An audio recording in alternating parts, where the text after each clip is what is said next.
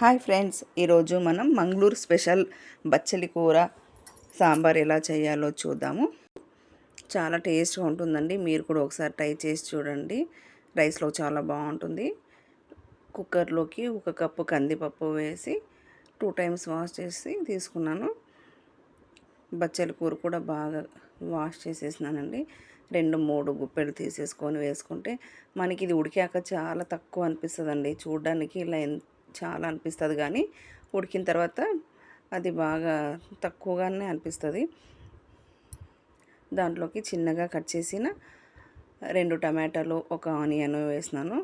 వేసి కొద్దిగా సాల్ట్ వేసి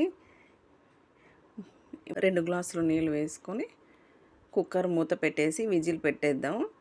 ఇప్పుడు 3 లేదా 4 విజిల్ వచ్చే వరకు ఉడికించేద్దాము.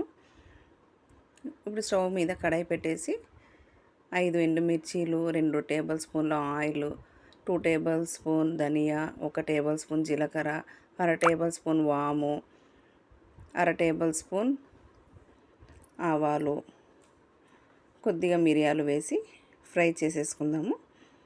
ఇవి ఫ్రై అయ్యాక మిక్సీ జార్లోకి తీసేసుకుందాము. వీటితో పాటు ఒక గుప్పెడంత పచ్చి కొబ్బరి కూడా ఇందులోకి వేసుకొని 1/2 టీ స్పూన్ పసుపు వేసుకొని మిక్సీ వేసేసుకుందాము.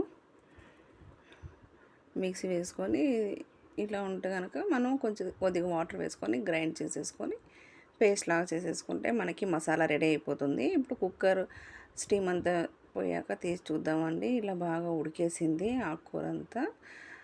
ఇప్పుడు దీన్ని గరిటె పెట్టేసి ఇలా తిప్పి మెత్తగా స్మాష్ చేసేసుకొని మనం మిక్సీ వేసి పెట్టుకున్న మసాలాను ఇందులోకి వేసి బాగా కలపాలి.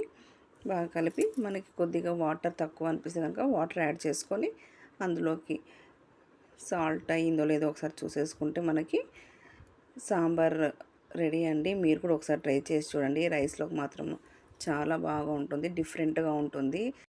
ఈ సాంబార్కి ఇంకా పోపు పెట్టాల్సిన అవసరం లేదండి. ఒక 10 మినిట్స్ ఉడికించేసుకుంటే మనకు బచ్చలి కూర sambar ready. Please subscribe. Thank you.